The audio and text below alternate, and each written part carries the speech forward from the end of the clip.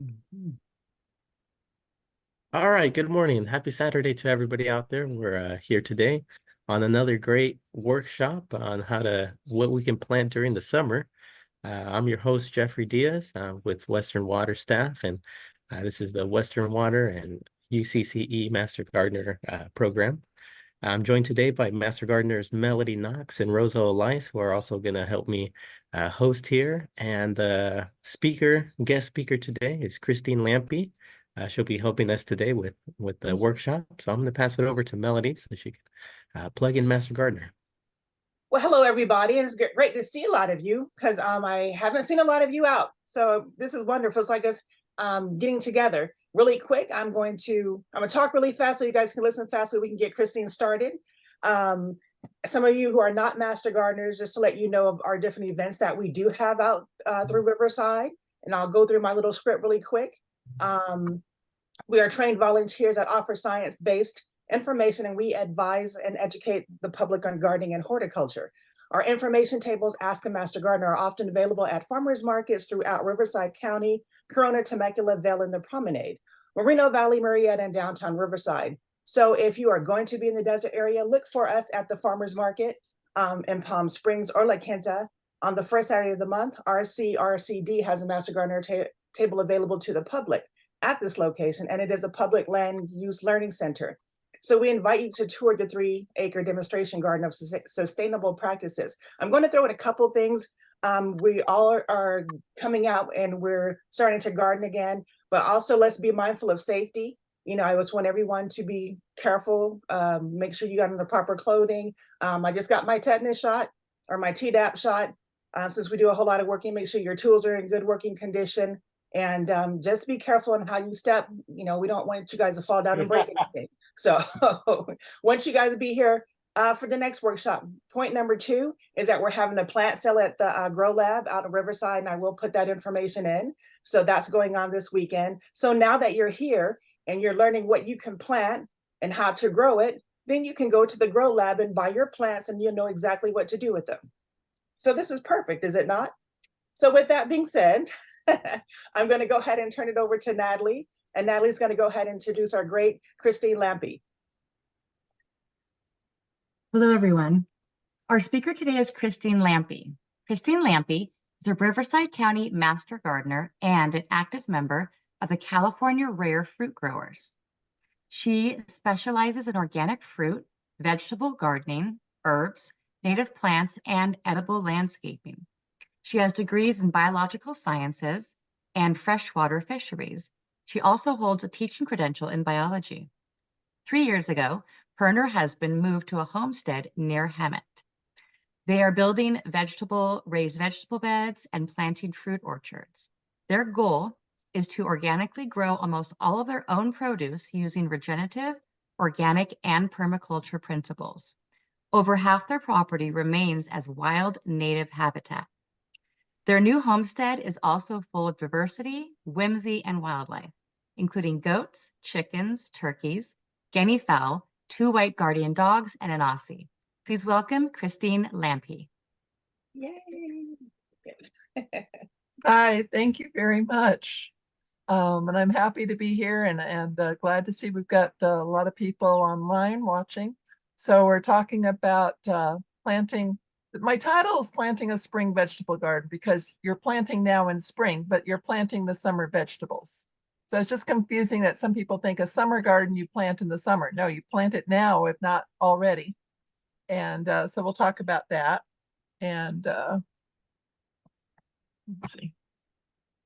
And we already got the little commercial about our master gardeners from Melody, so I will go past that. So I'm going to talk about why might you want to grow your own food. And usually I do this as an audience participation if we're in person, but it's a little hard online. But if you want to throw into the chat a bit, maybe some of your ideas of why you might want to grow your own food. And, some people, kind of the gateway drug to gardening is tomatoes. Everybody, my husband used to hate tomatoes because they, from the store, they taste like cardboard. But you grow your own tomatoes, you pick them when they're warmed by the sun and they've gotten their full peak nutritional, ripeness, and they've got flavor. They smell like tomatoes. They don't smell like cardboard. So anyway, so my answers are that you save money. So for one $3 pack of tomato seeds, you can grow, up to, probably 2 or 3 seasons worth of tomatoes. Say you don't plant all those seeds. I made the mistake my kind of early on in my gardening career. I had a packet of eggplant seeds. I planted all those seeds. I had about 30 plants going, and that was way too much eggplant for one family. So if you get a whole packet of seeds going, share them with your friends. There's several groups on Facebook that I belong to where they actually get together and trade around, harvest and also the seedlings and things. Also, you've got more control over what's in your food. So control over what's not in your food, a lot of, pesticides and things. Then you've got, as I mentioned, the flavor and freshness. You pick those tomatoes right, fresh off the vine. Or I remember one time gardening at the base of a peach tree, and I was thinking, oh, I'm getting thirsty. I should go in the house and get something. And just at that moment, a peach fell on my head.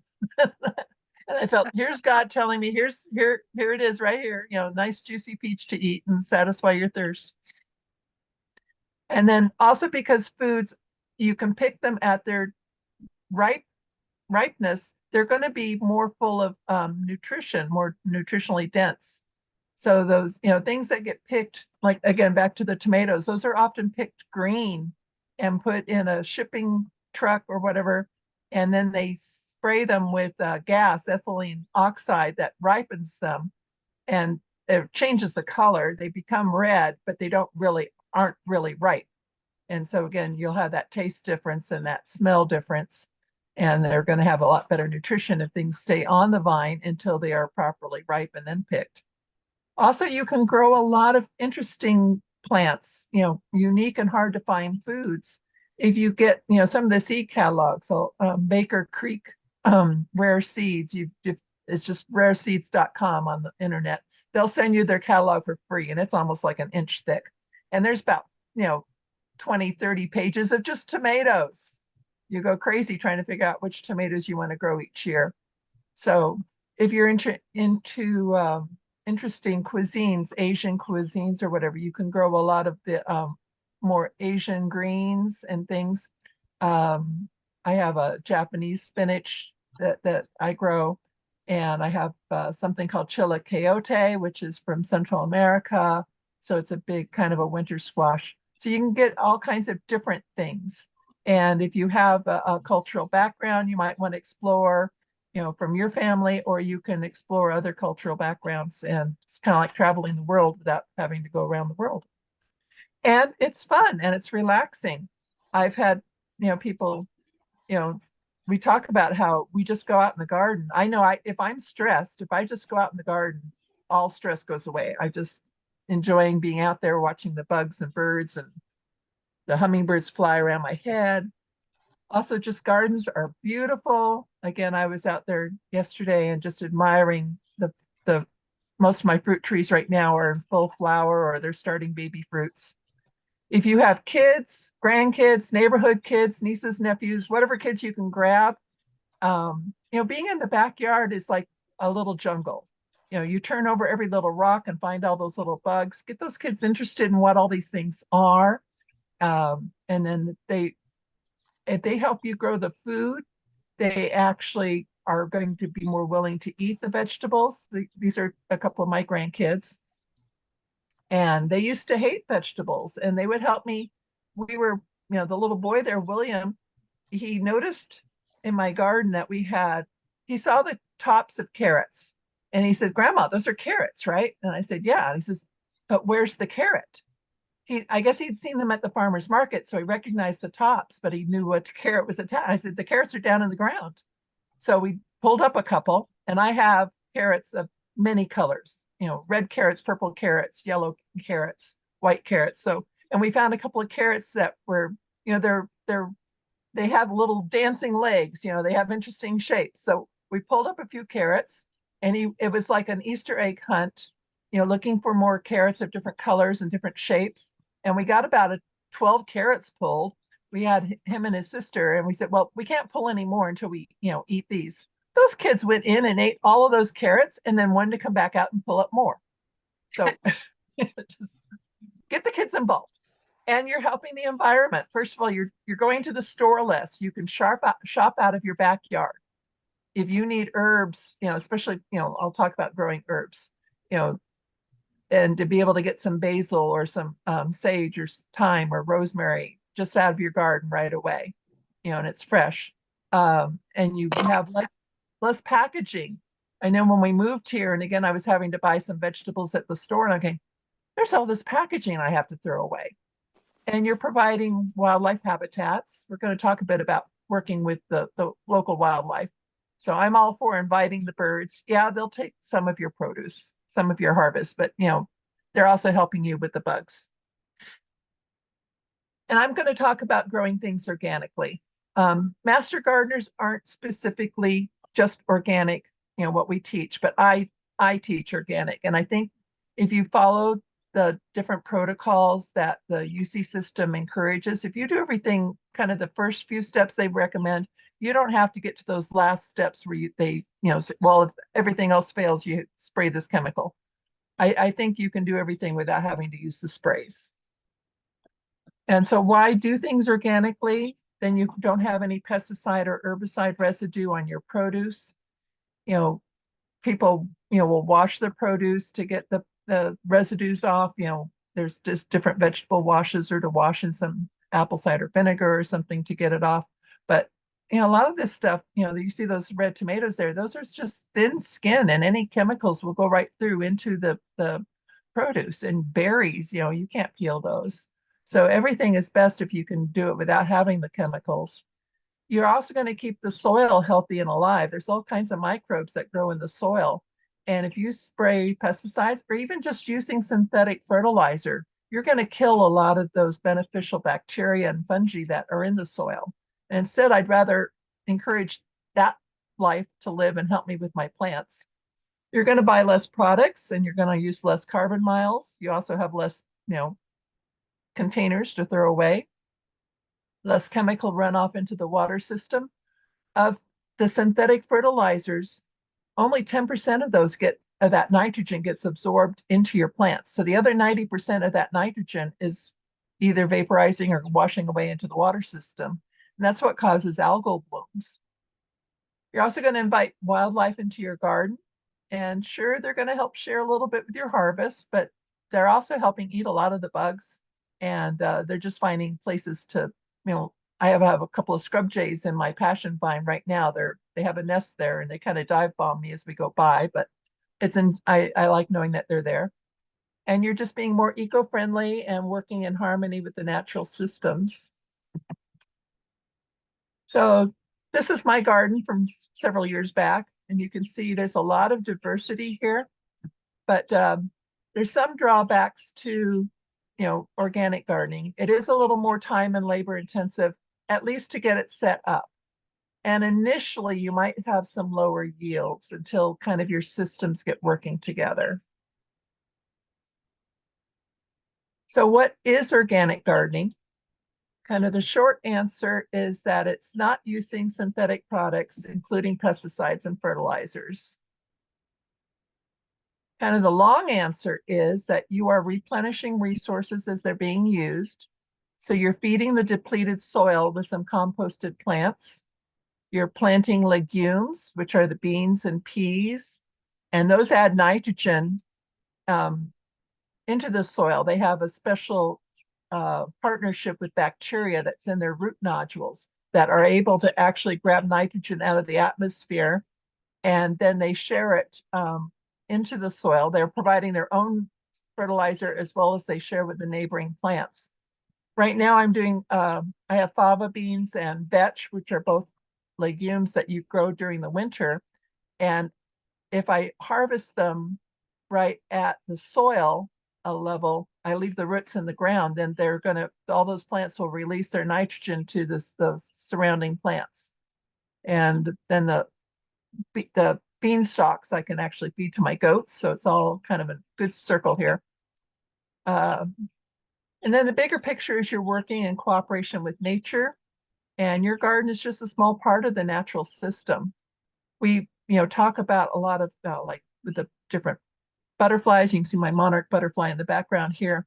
A lot of wildlife are losing habitat. So in our yards, if we can replace just bare grass lawns with a lot of plants, that other animals can use, it's helping nature a lot.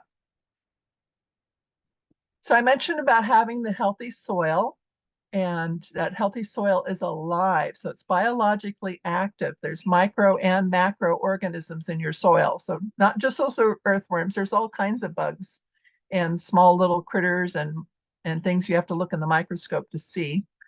But if you have a lot of those, the more biologically active your soil becomes, the more it makes your soil fluffy and friable and easier to work with. They kind of help glue and make that soil crumbly and hold the soil, the mineral parts of the soil together. It makes the soil more fertile, and it keeps it at a pH that's friendly to plants. So if you don't know what a pH is, it's, whether it's acidic or alkaline, and plants like to be just about neutral around 6.5 or 7. 7 is the absolute neutral pH. So all these microbes and macroorganisms actually help keep your pH at the right place. They actually help with your drainage. So they keep that soil in a way that it doesn't glaze over, but it keeps more moisture and air in balance there, and it helps support the healthy roots and plants. Find out a lot of the fungi now, the mycorrhizal fungi, the scientists are finding out that they're actually connecting plants. The plants are actually sharing nutrients with not just plants of their own type, but with other kinds of plants. And that they actually send signals to those mycorrhizal network. They call it the wood wide web. They're doing a lot of this research in forests, but it works too in the garden. And that if the plants on the outside edge of a planting bed are starting to get attacked by some kind of a pest or something, they send signals to the neighboring plants. Hey, get your antioxidants and whatever you're build up for these invaders and get stronger. So your soil basics, good ideal soil should be actually only 45% mineral and then 5% organic matter, and the other half of that soil is air pockets and water pockets. So you want the soil to have enough porousness so it can hold air and water.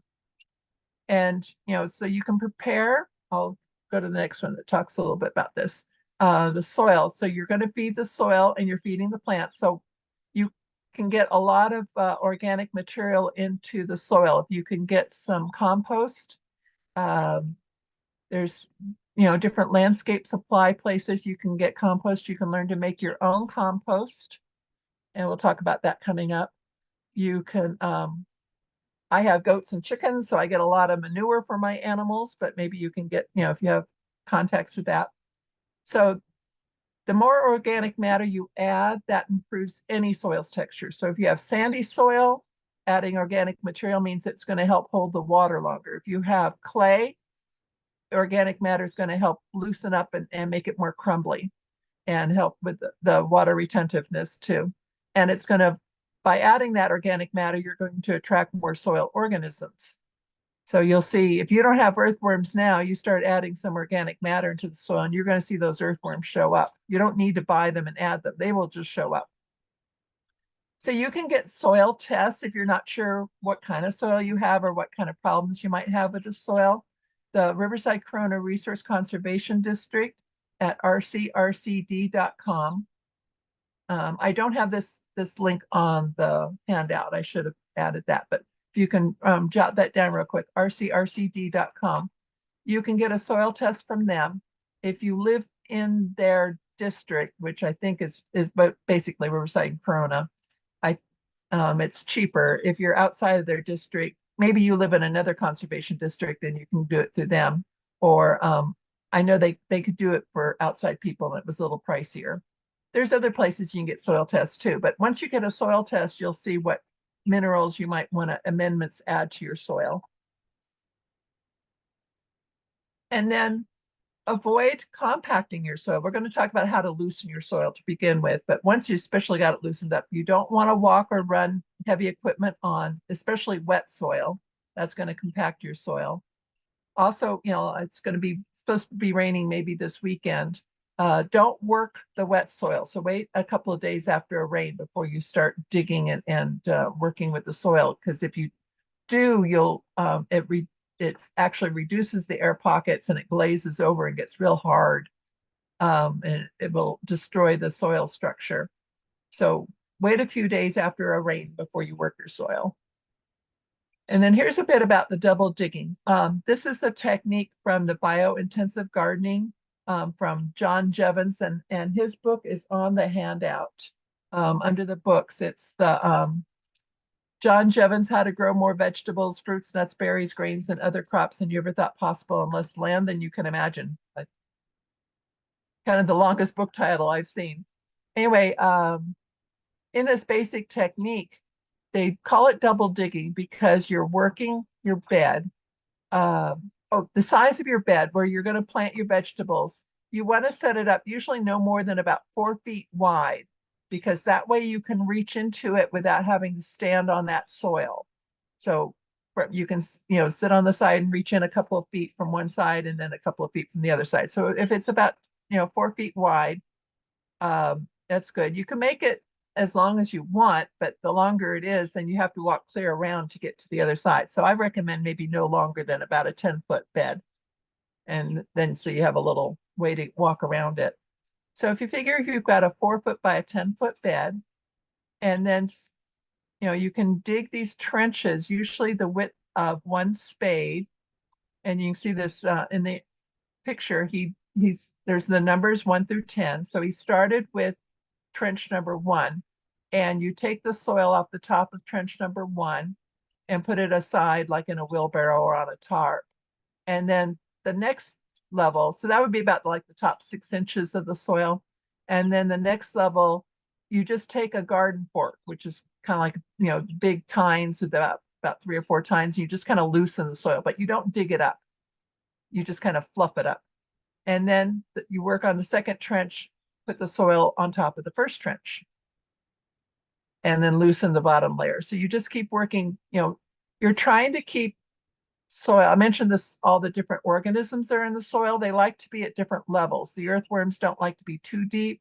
The different organisms, they settle out at a certain level. So they get it the right amount of sunlight or heat or, water depth. And if you turn the soil too much, you're putting everybody at the wrong levels, or you're bringing them up to the top and they're going to fry in the hot sun.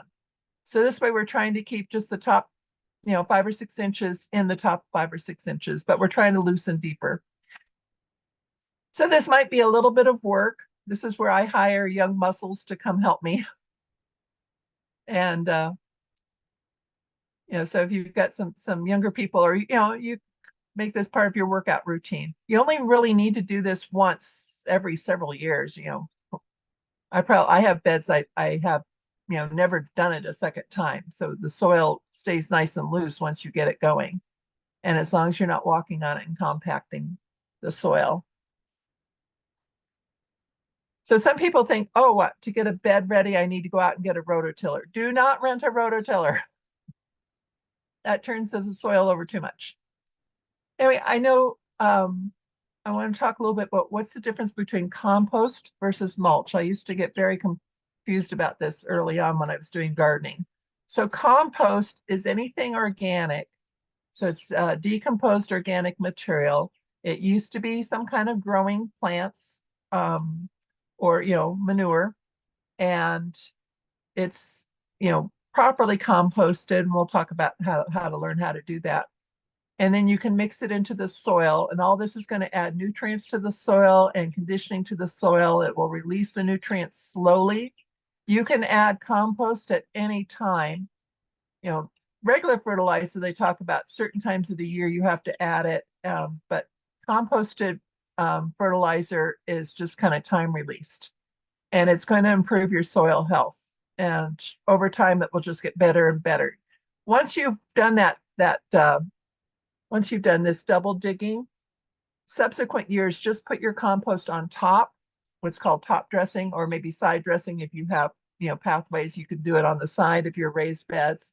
And the worms are going to come, and the worms are just going to come up to the soil and grab that and pull it down in for you. So you don't really need to, disturb the soil past your first initial bed prep. Now, mulch is something that you place on top of the soil. I think of it as like a blanket for the soil. And Mother Nature does not like to have bare soil. She's very modest. So she wants her soil covered with, in this picture, you can see there's a lot of wood chips, kind of a bark mulch. You can use organic materials, leaves. Compost can be used as a mulch on top of the soil. There's also, you can use inorganic materials like gravel. You'll see some places where they put gravel on top. That can be problematic because the weeds can still grow up through that gravel. You still have to do a lot of weeding. I do not recommend things like those colored barks, because those colors are, the chemicals that they use to make those colors, I don't trust. And don't use those rubber, it's like chipped rubber, old tires or something. Don't use that, because that's chemicals that are going to go into your soil. But this helps preserve your topsoil, keeps it from blowing away or washing away. And by being covered, if you come back later and uncover that, you'll see that the soil is really nice under that mulch. And it helps retain more moisture there too, and keeps the roots cooler around the plants. So some of the benefits of compost. So remember, compost is the decomposed organic material. And keep in mind that even paper used to be trees. So paper, cardboard, you can use up a lot of your cardboard, through compost. All those things you're ordering from all the shipping companies, and I get a lot of cardboard boxes now. Anyway, you can rip it up and add it to your compost. So when you mix the compost into your soil, it builds soil structure, it adds the nutrients, and it's going to help improve the air and water movement through the soil and improves the microbial life. And it's going to help fight off diseases by making your soil healthier. So less diseases, you don't have to do other things to deal with diseased plants. So I mentioned how you can learn to compost. In the bottom left-hand corner here is a link, the Riverside County Compost Information. They have their work schedule at the rcwaste.org. And they have free classes. So you can go for a few hours and learn how to compost. They also have classes on worm bins, and you can learn how to use worms to eat your kitchen scraps.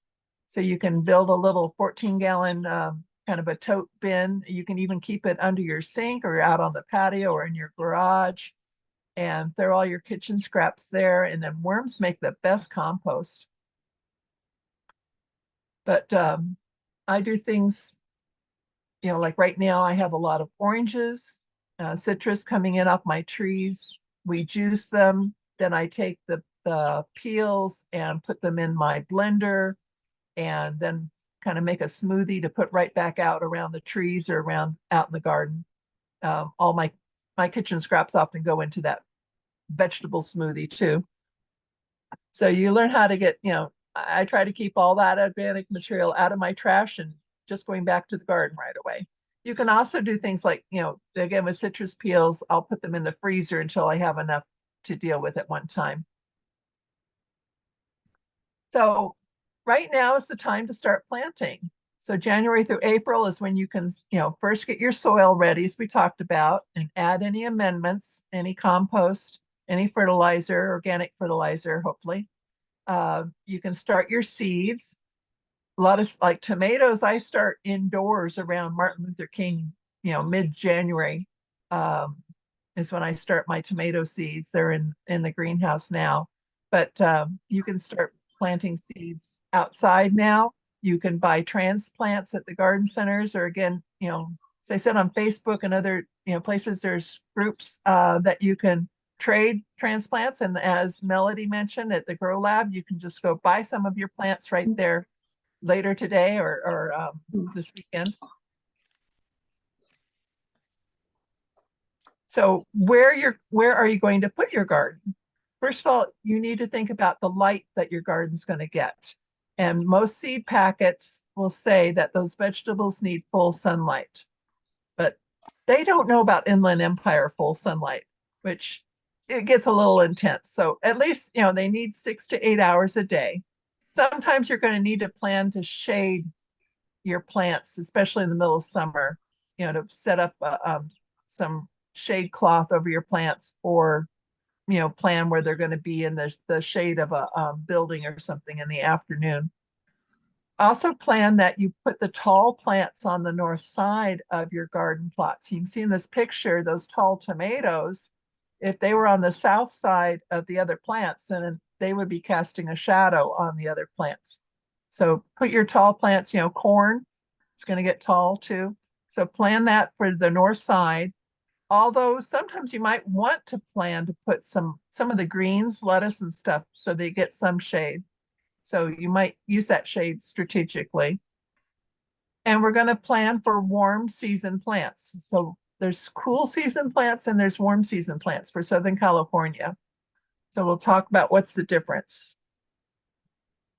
Should I ask if there's any questions in the chat? Has anybody posted anything? Not yet. There's no questions. Okay, thank you. Mhm. So as you decide where you're going to put your garden, some of the things, you want kind of a level, sunny area, and you want well-drained soil. And if that soil isn't already well-drained, then you'll have to do, some of the procedures we talked about earlier to double dig and add some amendments to get that soil so it will drain better, and prepare it so it's got the organic material in it. And do you have water there? Is there a hose spigot, or how are you going to get your water? If you have to carry all your water there, you may not water your plants as well. So that's a consideration. And you can plan out your garden ahead of time. Make a little map of your garden area. Draw in the different vegetables. There's some cute little apps and things online, or that you can download that help you with this. Or you can just do it old school on some graph paper and figure it out. And then right next to it, include the planting dates. And the planting dates you're going to find, I had one of the handouts is the one that says grow your own vegetables, it's worth it. And on the page 2 of this handout, there's different planting dates. And you'll want to look on the one that says interior valleys. And that gives the recommendation for what should be planted when. You can also include little notes, like from the seed packet, it'll say how long it takes to get to harvest. And you might put those dates there so you know about how long those plants will take to get, they'll be there. And then you can plan if a certain plant's going to be done by June, then you can plan what are you going to plant in that space after June. And then hopefully, if I've convinced you to do your processes organically, you don't have to share your plants with all the different pests, or you share them a little bit. And, hopefully if you're growing enough, there's a little bit to share. This is a picture of a tomato hornworm. Yes? Hi, Christine. Hi. Two relevant questions to what you just talked about, the apps for designing your garden. If you have any specific ones you're going to share, and do we have access to the document you showed us on the screen? We were going to put the handout and this document in the chat, I think. Is that what we decided, Melody? Yes, and I'm still not able to get them in there, but Jeffrey's going to do it at the end. So I sent Okay. the handouts to him, and he's going to do it at the end because he wants to make sure that he doesn't knock you off the screen. Okay. We don't want any more technical difficulties, but yeah, they will be in at the end. Anybody interested just wants to stay a couple minutes after Christine is done, then I can throw that into the chat and everybody can get it from there. So don't leave right away. And then check the chat before you leave so you can get the links to the handouts. Thank you. So anyway, this is a picture of a tomato hornworm. I actually think they're beautiful animals. And they turn into this big moth, the tomato sphinx moths. And they're also called hummingbird moths. So if you've ever seen what you thought was a hummingbird flittering around at dusk or just into the nighttime. And it probably wasn't a hummingbird, and it was probably one of these moths. And these moths are actually the only pollinator we have locally for plumeria. So if you're growing plumeria, it's kind of a love-hate relationship with these guys. But if you need, one of these guys can demolish a tomato plant overnight. So I try to keep an eye out for them. You can go out at nighttime, especially if you have a black light, kind of a flashlight with the black light attachment. I have one of those, and they're easier to find by the different color. But also during the day, you can go out and look for them. If you sprinkle your plants with a spray of water, they're actually going to shake like a dog shakes when you get them wet, and you can find them that way. Or just, look for them. They don't bite, so you can pull them off by hand. I feed mine to the chickens. The chickens love these. Also, if you have other plants like eggplant that have big, wide leaves, you can move them over to the eggplant. The eggplant's going to survive, and then you'll have those moths. So I try to work with these guys. But there's the Integrated Pest Management, IPM, and that's a link that we have. The UCC, University of California Cooperative Extension, has an IPM website. And you can just go, it's just www.ipm. Sorry, I have my old, I forgot to print out the new one, but it's on your handout. Okay, there, ipm.ucanr.edu. And they have all kinds of pest notes there. So whether you're having disease issues or insect issues or weed issues, and they'll give you advice there. Again, the advice is not all strictly organic, but the first several steps usually are. And then I believe if you fully follow those first steps, you won't need the last steps where it says, you spray this chemical. So a lot of it is using resistant varieties. So the tomatoes, there's some diseases that tomatoes get. So if you've had those problems, then you'll want to look for the disease-resistant varieties. And there's different codes for the F, B, N, whatever. So look at the packets and see if they say they're resistant. Also, some of the cultural practices. So by using mulch on top of your soil, that acts as a blanket. It helps keep the roots cooler, but also when you're watering, you don't have soil bouncing up and when you water, the soil splashes up and gets onto the plant, and some of that soil might have disease organisms in it. But if you have wood chips or something on top of the soil, you're not going to get that splash up. So it's that kind of cultural practice. Also, by rotating your plants to different areas every year, when you put them in a different area, then maybe the bugs you had last year, they laid their eggs in the soil, they spent the winter there, and now they're hatching out and they're saying, oh, where are these plants? So, you've moved them to a different place, so they're not there available. Also, you can use biological control, and we'll talk a little more about this. And this is encouraging kind of the good guys to help you.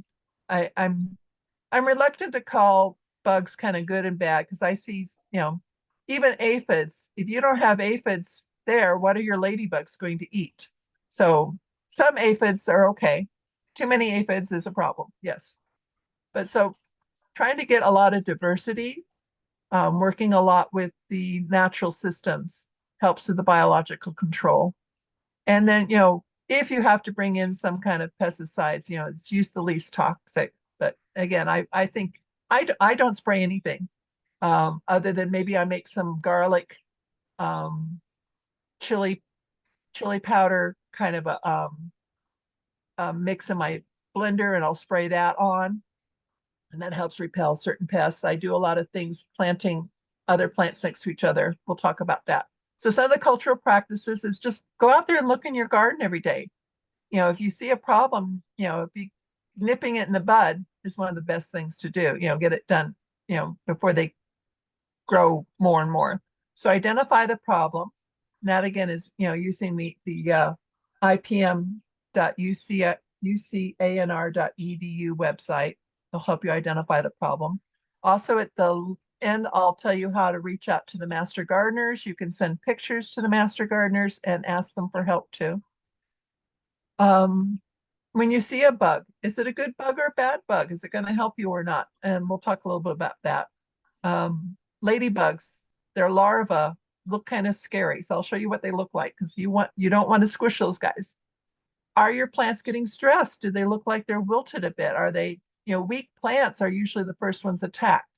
So do you have issues with water, not getting enough water or getting too much water? Are there shade issues? Are they planted too deep? This happens a lot with fruit trees. They get planted too deep. And then use a lot of diversity and interplanting. So, mix it up. I have some pictures showing this example. So don't just have a whole, 4 by 10 foot area of lettuce, have different things and because otherwise a big target of lettuce attracts all the lettuce pests. But if you have different plants there, it gives off different smells and confuses the insects. And then give nature time to handle the problem. So if you start getting the aphids, then the ladybugs will say, oh, here's some food for my babies. And then she knows she can lay her eggs. So it's going to take a couple of weeks for that ladybug's eggs to grow up and start handling the aphids. In the meantime, you can be out there with your hose. You can squirt off the aphids. If you use, kind of a jet spray on your hose, the aphids are like little plant vampires. They suck, they have their jaws and they attach inside your plant and they're sucking the juices out of your plant. And if you hit them with a spray of water when they're kind of locked into the plant, you're going to break off their jaw pieces, their mandibles, and they're not coming back from that. So if you're out there like 3 days in a row spraying off the aphids, you're really going to knock those numbers down. You need to be out there watering your plants anyway. And so that will help. But like I said, we don't want to get rid of all the aphids. The ladybugs need to have something to eat. So give nature time to handle the problem and invite the wildlife. And the wildlife includes the ladybugs. So some of the other tricks, I already talked about kind of the water trick with the hornworms. Also hornworms, the tomato hornworms don't like cherry tomatoes as much as they like the bigger beefsteak kind of tomatoes. And then, the soil-borne pests, so we've discouraged those with crop rotation. And then you can order in some biological control. Early spring is the best time. And I do not recommend ordering ladybugs. Ladybugs, it's cute. You can see them and then they all fly away. And you kind of wasted your money. So what's better is to order green lacewings. And there's those, you'll see, there are ones you see at nighttime around your porch light. They have the clear wings, but kind of a jade green body. And they'll come, when I've ordered them before, they came as cards with eggs attached. And I just spread the cards around. They were perforated. I detached the cards apart and then hung them around the garden. And those eggs hatched out and grew up. And then I had lots and lots of green lacewings. I still do. You can also order trichogramma wasps. These are tiny, tiny little wasps that you can barely see. They're not the stinging kind at all. And they actually attack a lot of the pests you have. You can order beneficial nematodes, which nematodes are microscopic worms in the soil. And these are the good varieties. And they actually will attack a lot of things that have a life cycle in the soil. You can get these from insectaries. There's all kinds of them online. Arbico Organics is one I've used, Planet Natural. So just Google insectary and see where you can order these. So here's some pictures of the ladybug larva, the bottom left-hand picture. Those orange and black little kind of alligator looking guys. Those are your good guys. And you can see they're eating those yellow aphids. So yay. And then on that post is the pupa of these guys. So they make these kind of alien looking things and they're pupating, and then the adult ladybug is going to hatch out of those. On the top picture is a lacewing larva. Again, they kind of look like a little alligator thing. They're just kind of a khaki colored. And those, again, those are voracious for aphids. I remember one time out in the garden, I felt a little tickle on the hairs of my arm, and I looked down and saw there was a couple of aphids, and then somehow this lacewing larva just dropped off of a plant onto my arm and was eating those aphids. Just go get them. So there's some other things you can do. You can use barriers to keep pests off, keep the different moths and butterflies who lay eggs on your plants maybe, off. You can use floating row covers, which are just kind of like a porous, non-woven cover. There's one called Insulate, capital letter N, Sulate, Sulate. That's just one brand name I know of. But you can, at your garden centers or online, look for floating row covers. So it's just like a loose cloth you put over the plants, you weight it down around the edges, and then rain will go right through it and the sunshine goes through it. And then you'll need to lift it up by the time the plants, like when the tomatoes need to start getting pollinated. So you'll need to let the bugs have access then.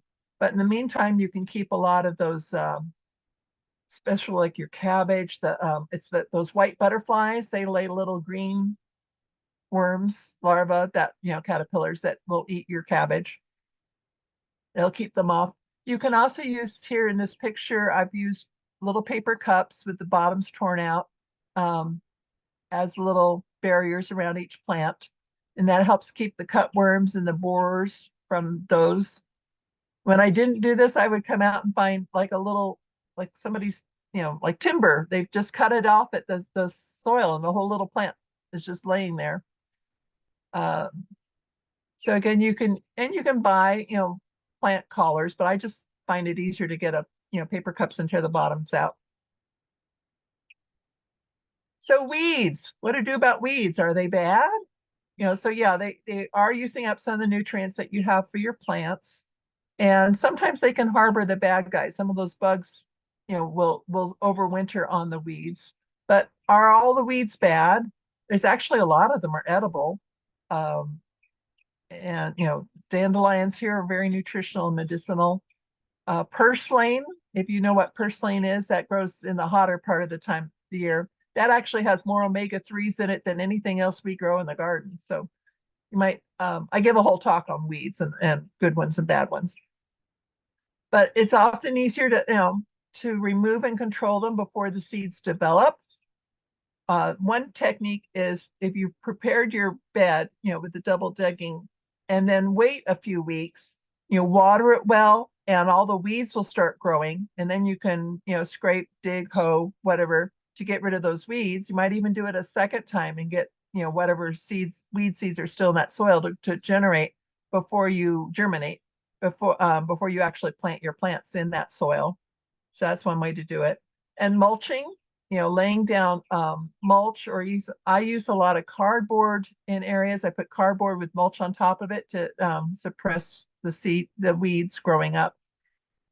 So there's a lot of techniques you can do with that. And of course, there's just, pulling the weeds, and you pull them and you can just chop and drop them right away. If part of the technique is to get the weeds before they make their flowers going into seeds. So this picture on the left, you can see the bottom part, it's in the seed stage, and that's getting the next generation going. So pull these before those seeds develop. And I really, really would hope you don't use Roundup. You can use vinegar. It's not as potent as Roundup, but if you use vinegar on a hot day at the hottest time of the day, and add just a few drops of biodegradable soap, it helps as a dispersant. Also, if you have orange oil, which is also used as a cleanser, a few drops of orange oil makes it a little more potent. So you can spray the vinegar on the weeds. Sometimes it might take a couple of applications. Like I said, it's not as powerful as the Roundup, but vinegar is, wonderful for your soil. Another technique is to take, a tea kettle out and pour boiling water on the weeds that are in the cracks, like in your pavement. And then another technique is to solarize. This is something you do more in the summer, and you can use big sheets of clear or black plastic.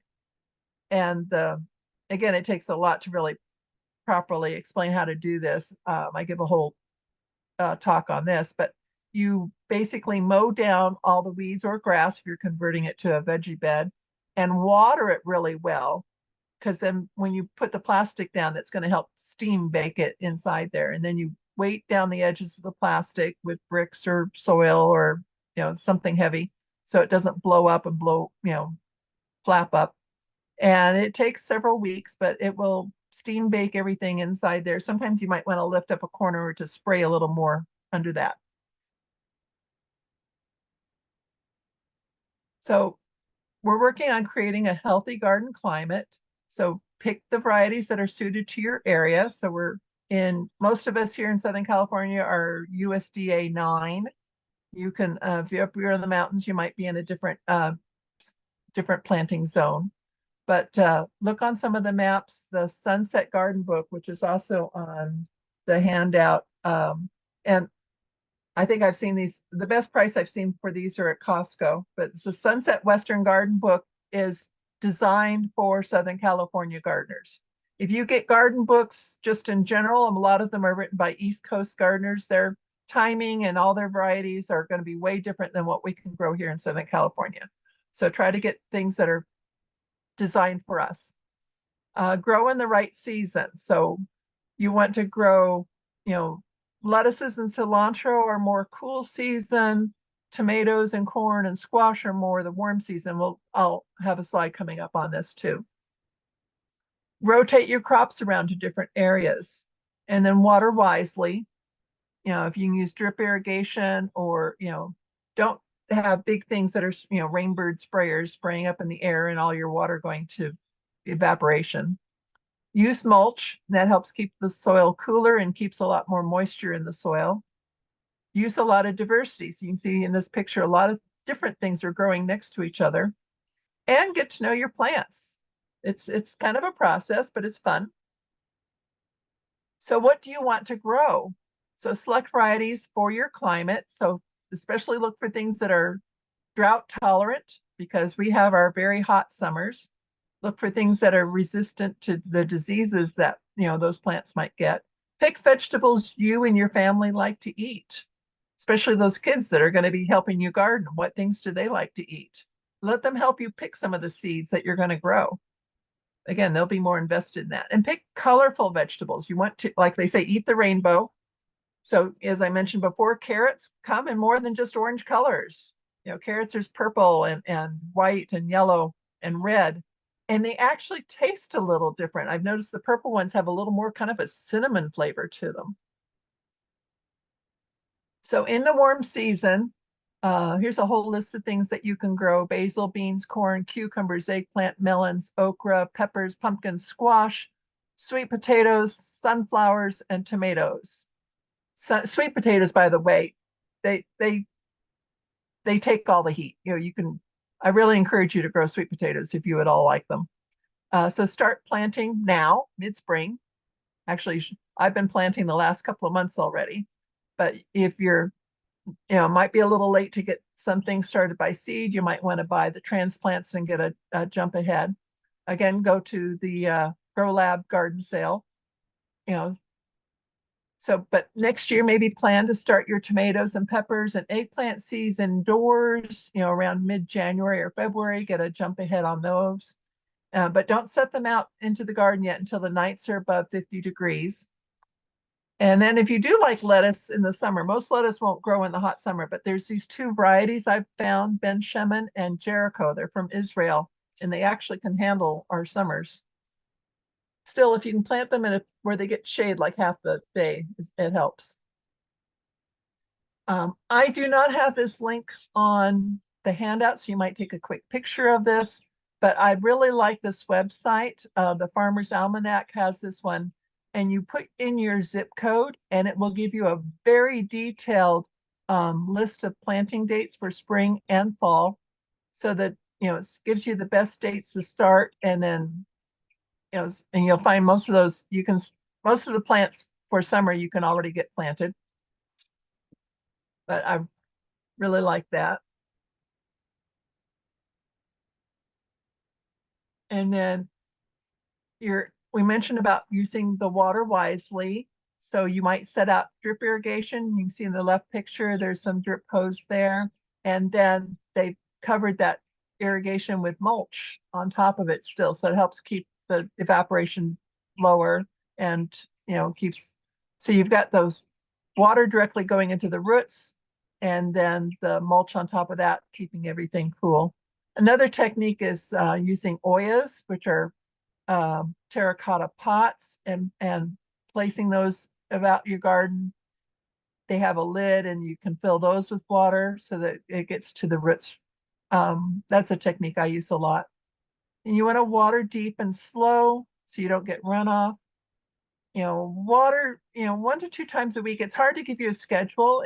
If anything, you need to go out and kind of watch your soil and water when the soil is like about an inch. The soil gets dry about an inch down. So just kind of keep checking your soil and see how dry it is. And water consistently. So if you've ever had tomatoes with cracks in them, it's because you're getting inconsistent watering. Use the compost in the soil, which is, at the beginning of your season, you prepare the bed. You want to use drip irrigation and mulch, and that will help. Use a lot of diversity. So use companion planting, and you can look that up on the internet. That's a whole big topic all on its own. But that's basically planting all kinds of plants next to each other. So in this picture, you can see the squash, and then there's a couple of petunias, and I think that's dianthus, the red ones. And in the background, it looks like some dill. You want to plant plants that attract beneficial insects, and I've got a list of those coming up. Also, it's good to plant herbs around your garden. First of all, it's good to have herbs growing in your garden, so you're going to use more herbs in your cooking, because herbs are very, nutritional and medicinal. And they cost a lot to buy them fresh at the market. So it's very useful to grow your own. Avoid a monoculture. Monoculture means growing all of one kind of thing. And if you have a big, area of just tomatoes, then those tomato hornworms find them better. But if you mix them up and have them spread around with cilantro and basil and other plants growing next to it, those smells of the other herbs confuse the tomato hornworms, or the tomato sphinx that's going to lay her eggs. So here's showing, some basil next to some kind of green, and there's also marigolds in there, and all these kind of help, keep the different pests away. The basil you can use. The marigolds aren't, for the kitchen, but they're pretty and they attract a lot of the pollinators.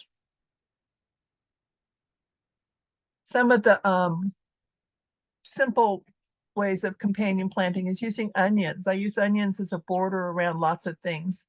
Onions and garlic, anything in the onion family, chives too. And that helps, as it's the border around the bed there, around the lettuces.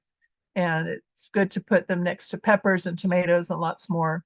You can, again, online, you can Google companion planting and find all kinds of suggested lists. There's not much scientific research on this because nobody's really making money off of your combining plants. So some of it's just anecdotal information, gardeners using experience and just seeing what's worked. But there has been some research on this. Asparagus and tomatoes help each other.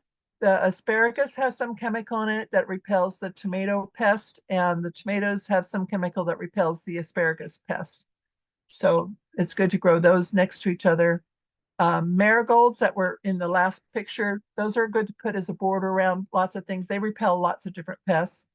And garlic, I plant garlic around my peach trees because the smell of the garlic actually goes out from the roots and into the tree roots and gets pulled up by the tree, and it actually acts as a systemic that keeps away some of the peach borers.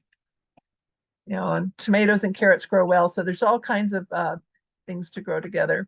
It takes a little experience of how well certain plants, you want to plant plants like that use different resources, some that are shallow rooted next to ones that are deeper rooted. And again, are they going to shade the other plant? Or are they going to be harvested at the same time? And then here's some list of the insectary plants that actually attract beneficial insects. So here's a picture of the green lacewing. And some of the plants that are good, cosmos, these are flowers. Calendula are also flowers, but they're ones I use.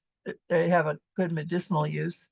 Marigolds, zinnias, coneflowers, salvias, sunflowers, they're not on that list, but they're also a good thing to grow. Anything that has in the carrot family, so dill, fennel, cilantro, all of these, let them go to flower because it's the flowers that attract these green lacewings, and they also attract some, tiny little predatory wasps. Again, not wasps that sting you, but these are wasps that lay their eggs inside of the pests, and they're parasitoid.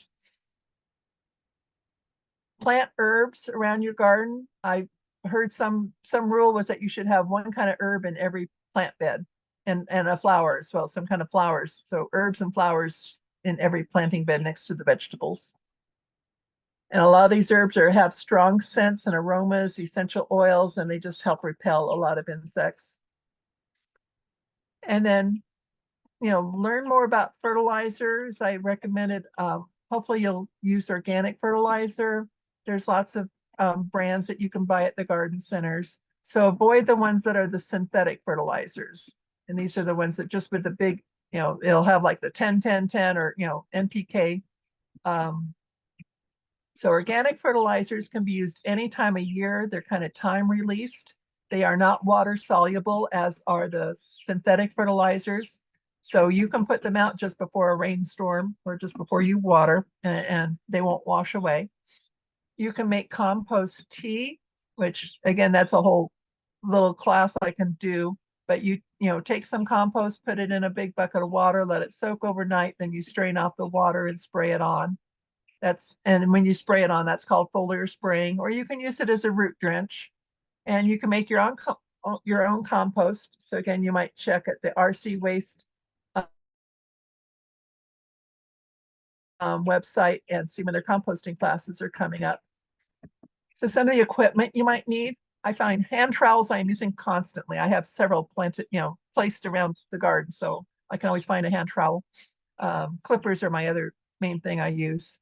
But hose are for digging up the weeds. Like I said, you might prepare a bed, water it real well, hoe up what weeds come up before you do any planting of your vegetables. So it's easier just to hoe the whole thing rather than having to work around the veggies that are growing. There's a picture in there of the spading fork that I talked about. So that's that 4-tine fork. So you can see it's a very heavy duty fork. You also get the metal rakes and then the leaf rakes for smoothing out the soil, and your shovels and spades. You need different sticks, twine, stakes for marking straight lines, but also I use stakes for staking up plants.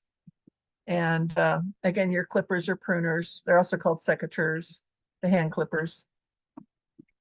And then finally, just happy gardening. So learn to feed the soil, and the soil feeds your plants. And you're going to do your bed preparation. That's the number one step, is to give your plants a good start. Use compost in the soil, and then later top dress with compost, and use the compost as a mulch. Set up drip irrigation. Use a lot of diversity and companion planting. Kind of work with nature. So try to be part of the system. And then I recommend this is the Master Gardener Handbook, which as Master Gardeners, we took our class with this, but you can get this yourself. It's at the anrcatalog.ucanr.edu website. It's around $40 or so to get it, I think. But this covers all kinds of planting, not just vegetable planting. It talks about fruit trees, berry plants, landscaping plants, lawns.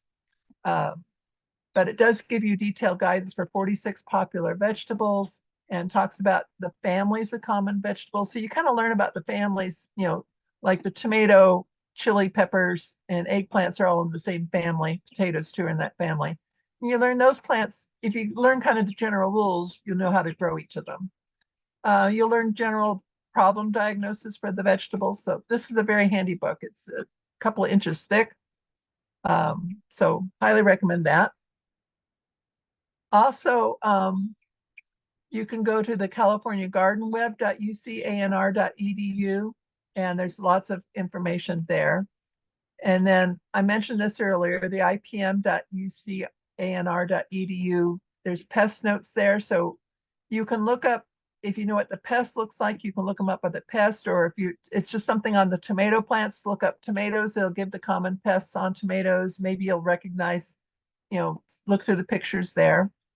As you're dealing with weeds, they've got a great weed gallery there, so you can learn more about the weeds and see how to treat them. And then they have a lot more information about mulch.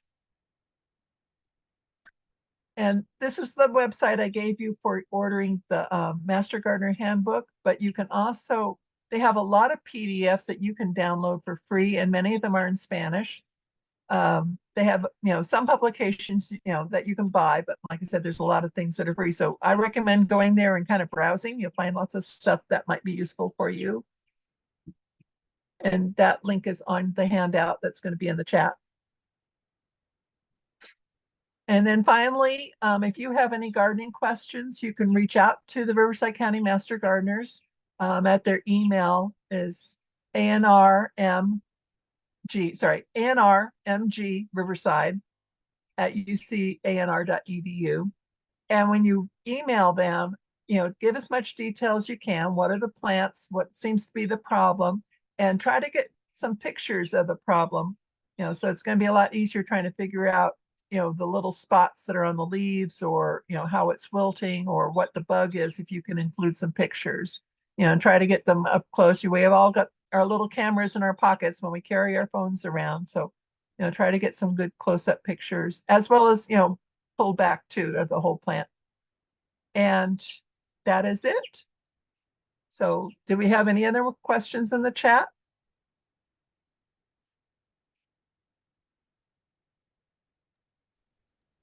Hi, Christine. Hi. There are no other questions in the chat. We added some of the websites you mentioned earlier in the chat. I know that we're going to be uploading your documents, and I just wanted to mention briefly that the very good email address you gave for gardening questions is seems to be for the people living in West Riverside County. So there's a slightly different address for those of us living in the Coachella Valley, Eastern County, and that's going up into the chat as well. That's wonderful talk. Thank you very much. Oh, thank you. And if anybody just Actually, wants to Shelley's one of our one of the trainees from the desert, correct, Shelley? Yes, ma'am. I'm in the current Yeah, okay. training class for Master Gardeners. Well, let me and say this. I'm fine if everybody, anybody wants to mute themselves and ask questions too. That's what I'm getting ready to tell them. I'm like, come on, people, don't be quiet. We have an expert here. So while we have her, let's massage Christine and get as much out of her as we can. And I know we're running over time, but yeah, if you have any type of questions, please. I have a question. Okay, well, shoot, go ahead. I know you said that you're going to have handouts at the end. I just wanted to confirm that the handouts at the end will list what can be planted now. Yes, from what I saw, she did have a list. And what I'll do, Natalie, let me, if we can't get because the Almanac website, it ends in March. Okay, say that again. On the Almanac website, where you put in your zip code and it tells you what to plant, it all ends in March. It doesn't have anything for April. I just looked at it earlier. It should go through the whole year and into fall. I mean, it says everything should have been planted. Oh, those are your beginning dates. You Right. can plant them starting on that date, and then it will give you the last planting date. So all through that time you can plant it, but starting, so it gives you the date, the earliest dates you can start planting that. Okay. And it gave and the earliest you can plant it, the better, because I find, especially with the hot summers we get, if I can get things growing and harvested before we get into the real heat of the summer, it's much better. Okay, thank you. Just want to make sure we're not like too late to be able to plant some stuff right now if we haven't started yet. Yes. Sorry, but I thought I kind of mentioned that, but thank you for clarifying that. Thank you.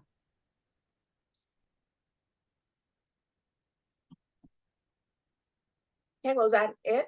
No other questions? There's some, Anybody wants to say, are you guys awake out there? Should I throw some tomatoes at people? okay, here's, we have a question from Crystal, Christine. The question is, when planting garlic, should I plant the whole garlic bulb?